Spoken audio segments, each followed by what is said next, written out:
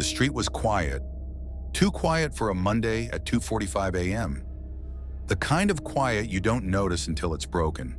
He was awake already, couldn't sleep. One of those nights. He'd been walking between the kitchen and bedroom, checking the locks again like he always did. Something about the night felt off, though he couldn't place it. Then he heard it. Glass, shattering. It came from the living room. Quick and clean. Not an accident. Not something falling. The sharp, unmistakable sound of a window giving way. He froze. For a moment he thought maybe it came from outside. Maybe a car, a neighbor, even the wind. But a second later he heard something else. Footsteps. Inside. He didn't yell. He didn't check. He didn't investigate.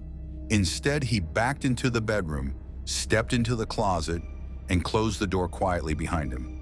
The house was dark. He didn't flip a light. He didn't want to give himself away. He locked the closet door from the inside, crouched down between storage bins and old coats, and dialed 911. "There's someone in my house," he said softly. "I think they came in through the window. I'm in my closet." The dispatcher was calm, asked for the address, asked if he could stay on the line. "Yes, I'm in the closet of the master bedroom. I've got a firearm. I'm legal." His voice was steady, but his hands were damp. His fingers kept shifting around the phone. Outside the door, the footsteps got clearer. Whoever it was, they weren't rushing. They were walking slow, room by room, just moving, like they were familiar with the layout. "I can hear him walking. He's coming this way." The dispatcher kept her voice low, even. She said help was already on the way. "Can you stay hidden?" "Yes." "Is the bedroom door closed?" "Yes, I locked it earlier." There was silence again. But then the floor creaked. The bedroom door handle clicked. He heard it open. The bedroom was small, the kind of space where any sound feels amplified. He heard the man step in. Just one set of feet, one presence, then another step. The intruder was in the room now. No words, no shouting, no attempt to open drawers or look for anything. Just footsteps. Closer. The man in the closet didn't speak. He barely breathed. "He's in the room," he whispered into the phone. "He's in here." Another step. Then the closet doorknob shifted, slowly, like someone was testing to see if it would turn. It held. The door didn't open. The dispatcher was still on the line, her voice now a quiet hum in his ear. But he wasn't listening anymore. He was focused on the sound of someone just inches away. The door burst inward. In that moment, all training, all instinct, he raised the firearm and fired twice. One shot, then another. The man collapsed just inside the room. Silence returned almost instantly. The homeowner sat there, still holding the phone. The dispatcher was still speaking. He picked it back up and spoke, this time louder but unsteady. "I had to shoot him. He came after me." Police arrived within minutes. Guns drawn, they entered the home, moving carefully through the dark.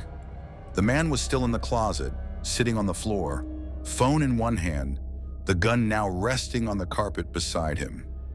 He stood slowly. His voice was calm when he identified himself. "It was self-defense," he said. "He came through the window. He didn't stop." Officers found the intruder's body near the foot of the bed.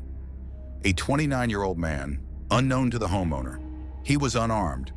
There were no tools, no bag, no stolen items. Just blood, broken glass, and the quiet weight of what had just happened. The investigation confirmed the story. The window had been broken. The man had entered through it. He walked directly through the house and into the bedroom. No attempt to escape, no hesitation. The shooting was ruled justified under Washington's self-defense law. The homeowner was not charged. There was no clear motive. The two men had no connection. The intruder had no criminal history that suggested violent behavior. He didn't steal anything, didn't speak, didn't run when the homeowner called the police. Sometimes the hardest stories are the ones that don't come with answers. There was no confrontation, no warning, Just a man alone in his home, suddenly face to face with a stranger in the dark. He did what he had to do. The dispatcher, the officers, the investigators, they all agreed. But nothing about it felt like relief. He stayed in that house a little while longer, long enough to fix the window, long enough to get through the investigation. Eventually he left. Not because of guilt, not because of pressure, but because once you face something like that, once you've waited in silence for someone to open the door, it's hard to call that place home again.